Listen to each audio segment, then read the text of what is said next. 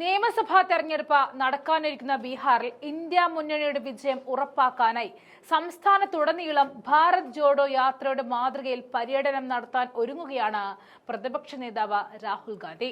മദത് അധികാർ യാത്ര എന്ന പേരിൽ നടത്തുന്ന യാത്ര ബീഹാറിലെ 30 ജില്ലകളിലൂടെയും കടന്നുപോകും.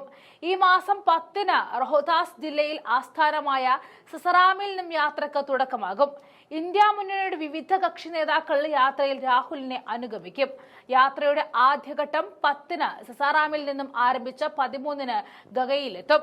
രണ്ടാം ഘട്ടം 16-ന് ഗയയിൽ നിന്നും ആരംഭിച്ച വടക്ക് കിഴക്കൻ ബീഹാറിലെ സീമാഞ്ചൽ ജില്ലകളിലേക്ക് എത്തും. അവിടെ നിന്നും മൂന്നാം ഘട്ടത്തിൽ മിഥിച്ചൽ പ്രദേശത്തേക്ക് കടന്ന് തലസ്ഥാനമായ പട്നയിൽ സമാപിക്കും. മഹാറാലിയോടെ പരമാവധി നേതാക്കളെ പങ്കെടുപ്പിച്ച് സമാപന ചടങ്ങ് പരമാവധി പൊലിപ്പിക്കാനാണ് പദ്ധതി. റോഹ്താസ്, കരക്കട്ട്, ബക്സ്റ്റർ, ഭോജ്പൂർ ജില്ലകൾ ഉൾപ്പെടുന്ന സംസ്ഥാനത്തെ ഷഹബാദ് പ്രദേശത്തിന് കീഴിലാണ് സസറാം വരുന്നത്. ദളിത്, പിന്നോക്ക, മുസ്ലിം വോട്ടർമാർ നിരവധി ഉള്ള പ്രദേശമാണിത്.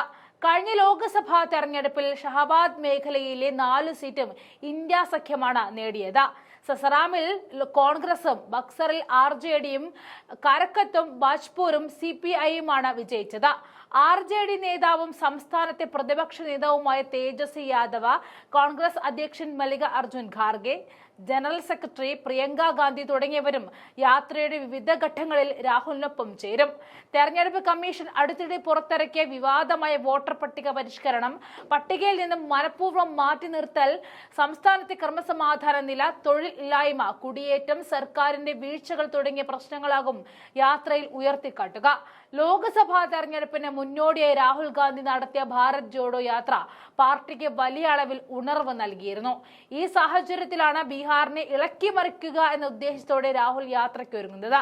അതേസമയം ലോക്സഭാ തെരഞ്ഞെടുപ്പിന് ശേഷം ഇന്ത്യ സഖ്യത്തിന് കാര്യമായിട്ട് തിളങ്ങാൻ കഴിഞ്ഞില്ല എന്ന പരാതി മുഴുവൻ രാഹുലിന്റെ തലയിൽ കെട്ടിവെക്കാൻ നോക്കിയ മറ്റ് നേതാക്കളാണ് അവസാനം രാഹുൽ തന്നെ മിടുക്കനെന്ന് സമ്മതിച്ചിരിക്കുന്നത്.